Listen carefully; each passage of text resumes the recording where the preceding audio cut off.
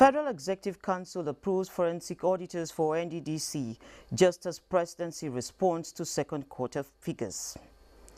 Nigeria's manufacturing sector contracts for fourth consecutive month, say CBN. Corporate Affairs Commission selects NIPOS as official courier partner. And World Economic Forum reschedules 2021 annual meeting in Davos to early next summer. Good morning, this is Business Express on the network service of the NTA, and we're reaching you from Abuja, the Nigeria's capital. I am Liakatun Babatunde.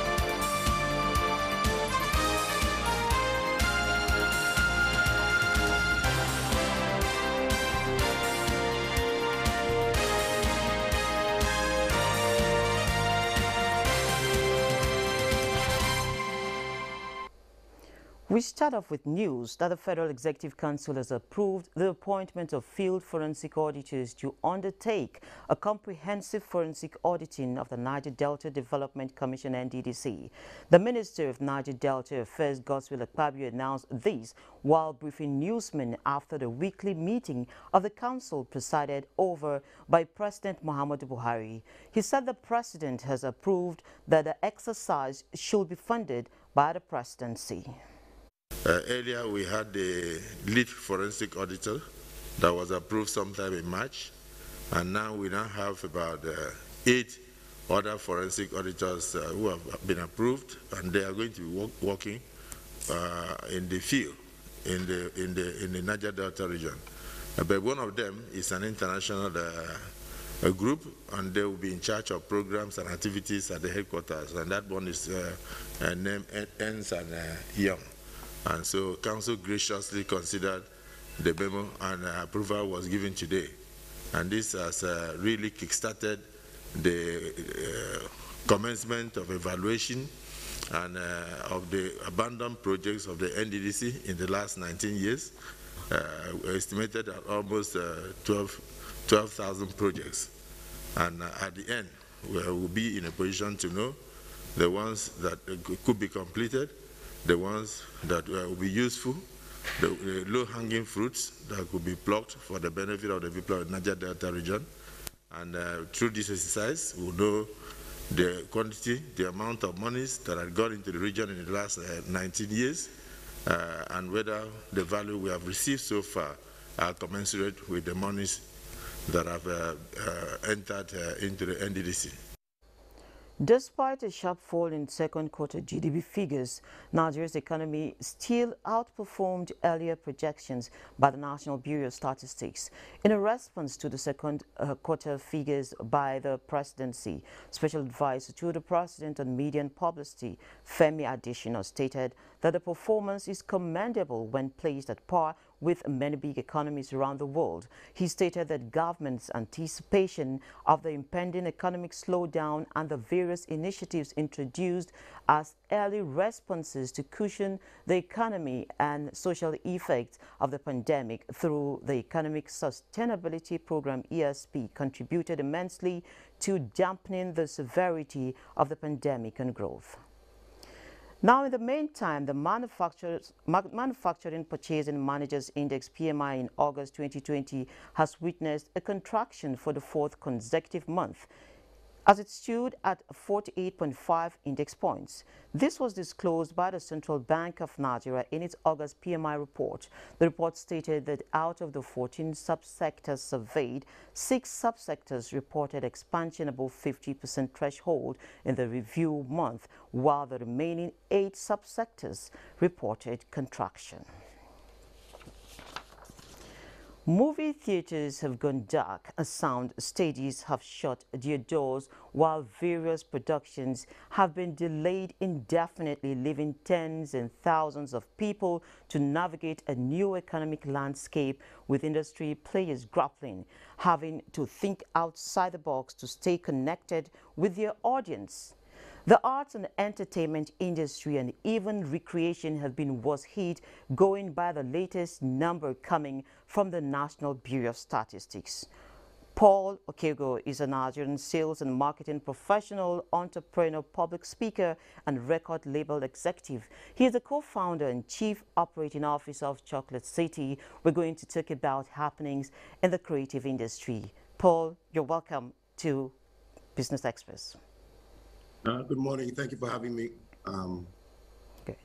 Now, the Nigeria creative industry has been getting global attention for the talent and potential therein.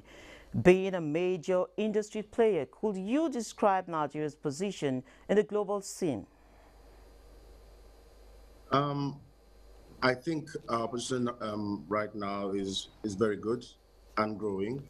We have seen quite a lot of progress in the last 10 years with being able to export our products, particularly movies and music, to the global stage. We've seen a couple of partnerships that have happened. For example, the Warner Music now in Nigeria through Chocolate City, Universal Music, and also Sony Music, the big majors are all here now. And so we've been making quite a lot of headway globally with sort of more fans and people consuming our products internationally.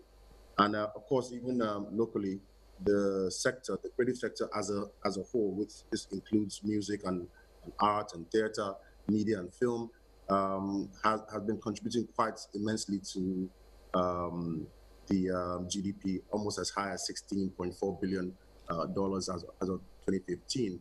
And yeah, so we were on a very good trajectory upward, and we expect to see more growth in coming years. Of course, COVID-19 has put a bit of a slowdown on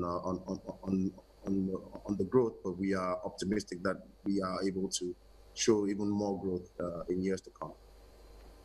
Okay, so now that COVID-19 has come in, speaking from the perspective of an investor, how would you situate the effect now, the challenges before the industry, before the pandemic and at present?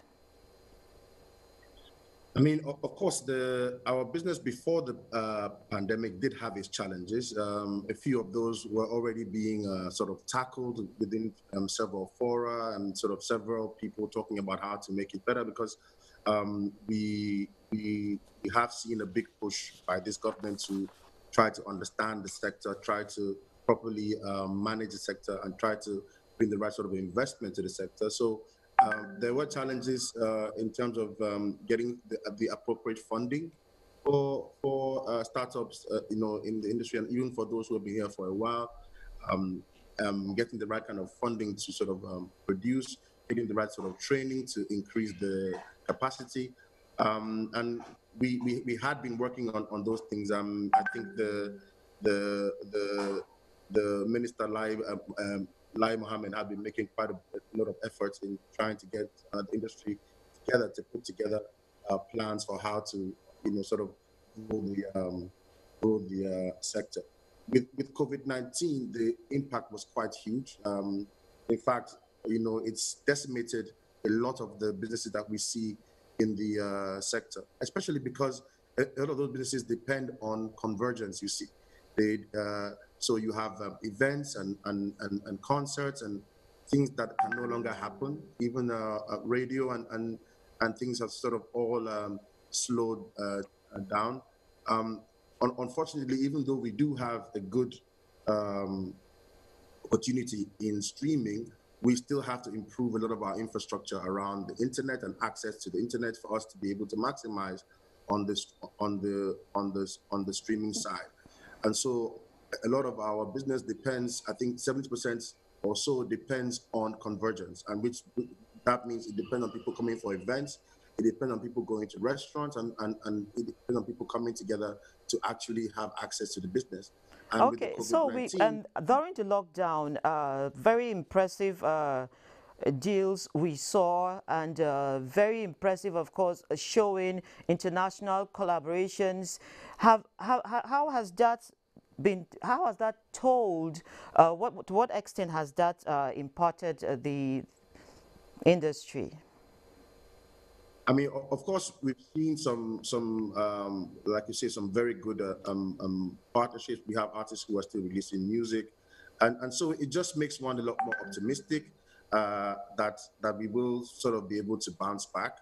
Um, um, for us, it's really all about digital business now, and being able to learn the new way of things will be more online. So it's that transition into making sure that we are taking advantage and understanding that we may not ever be able to do business the same way. This is a key lesson from the COVID-19 that we've learned. So being able to increase our knowledge, increase our capacity of how to do our business online is very important. And it also presents the opportunity because it does make the world smaller. And now we can reach far and wide, without ever leaving,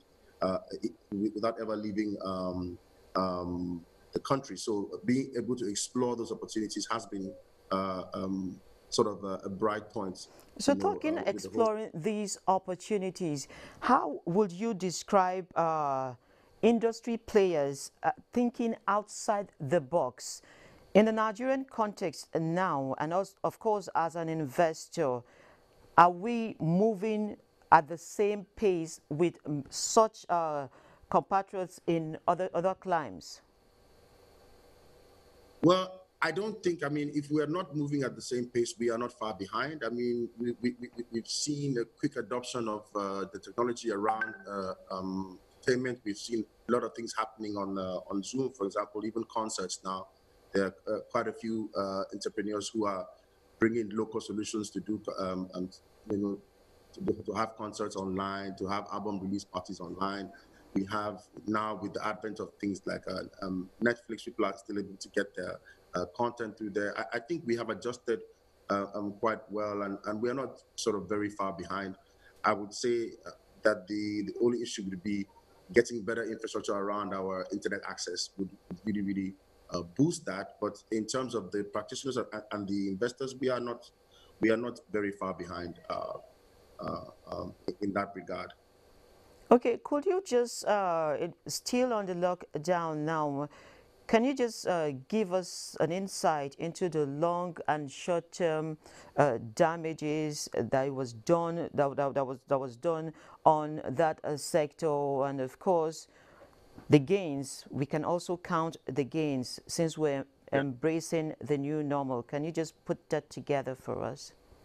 Yeah, so I mean, so first of all, the biggest impact will always be in terms of jobs. I mean, we are at a point where there are more jobs now being created, temporary jobs and permanent jobs. And with the COVID-19, of course, there's been quite a big loss in terms of jobs. You have companies have had to either furlough staff or let them go entirely, especially those staff that are not really doing anything that has to do with the internet of things. Those staff who are doing more brick and mortar have had to be let go.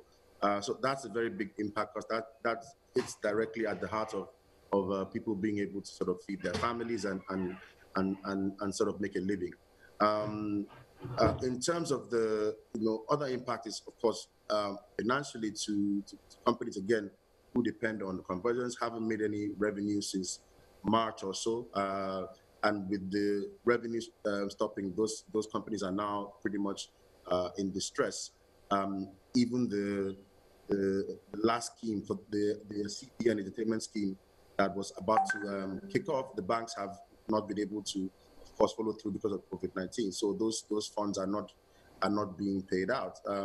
There have been some palliatives, but of course, not enough to support a lot of these companies. So from a jobs perspective and also from a financial perspective, we need to look a lot more of how we can help the industry and support it.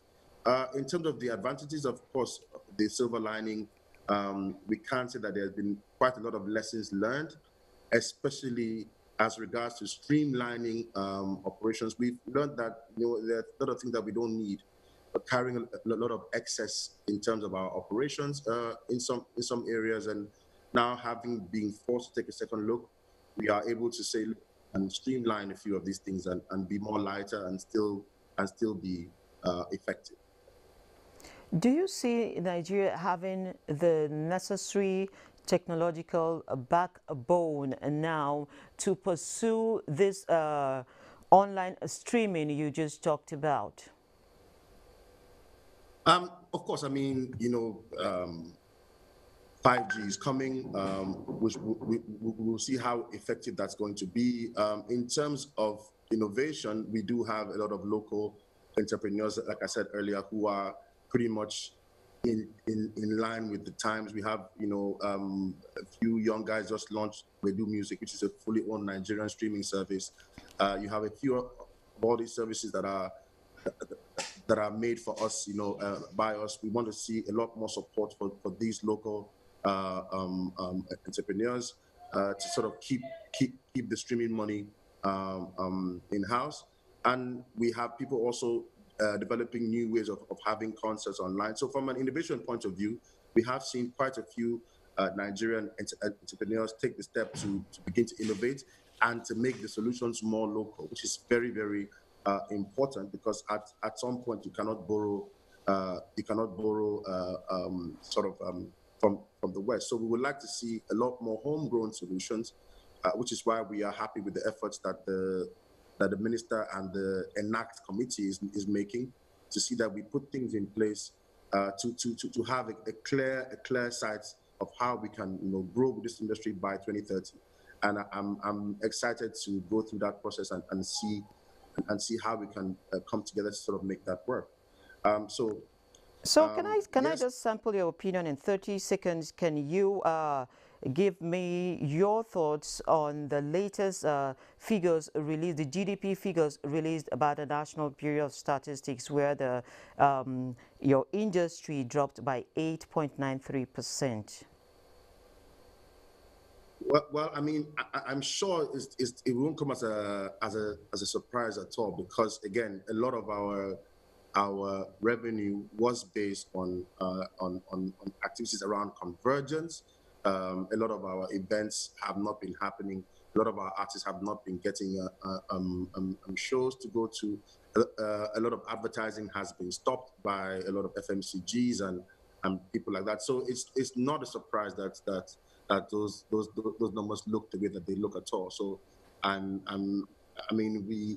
even expected it to be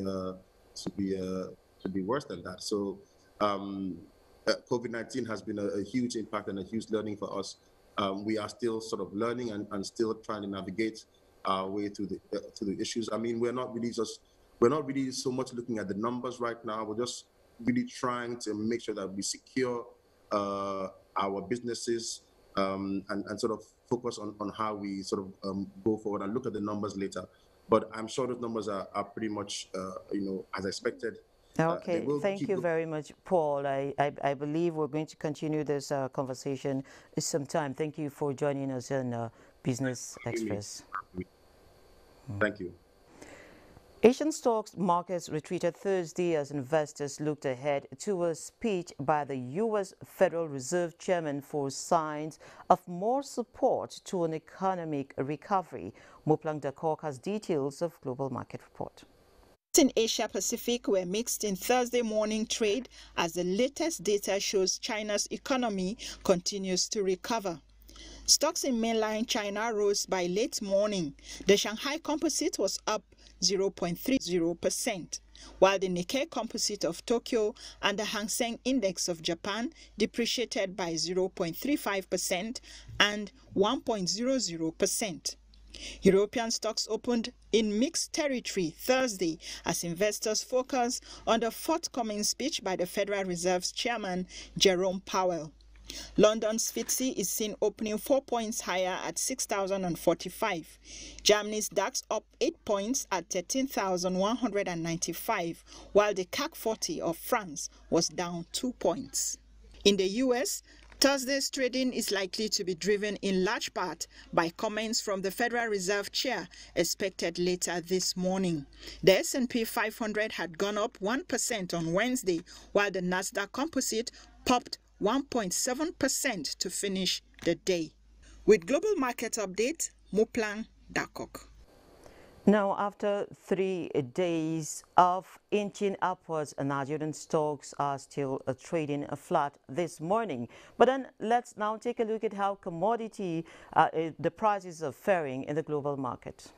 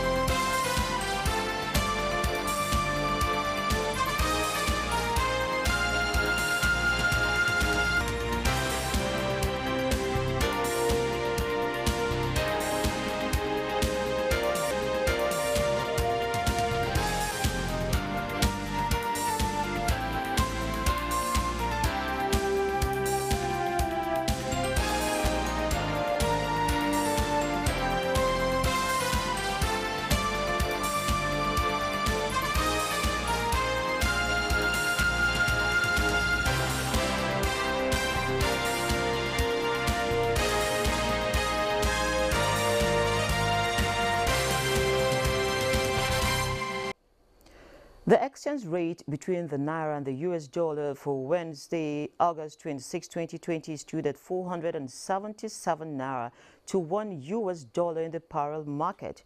The rate has been stable for 1 week. For how the Nigerian Naira is exchanging with other major currencies, let's take this graphic representation.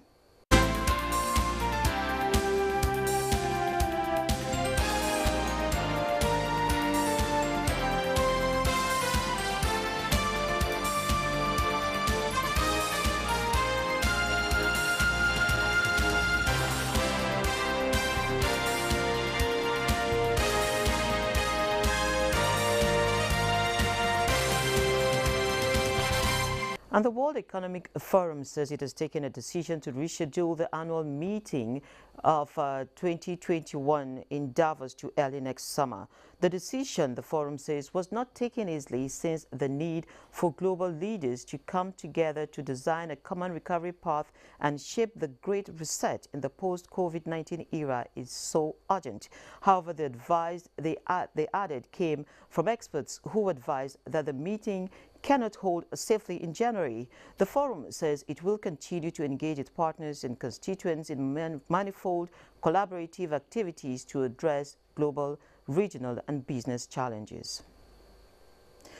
Now, this is the end of this edition of Business Express. Don't forget you can access these and all previous episodes on YouTube, and you can also communicate with us on Twitter. The handle is NTA News Now. You can use the hashtag. It is BizEx. Be sure to follow the set-down guidelines as we continue to fight COVID-19. I am Leah Katun Baba today. Please join us again on Friday at 3 p.m.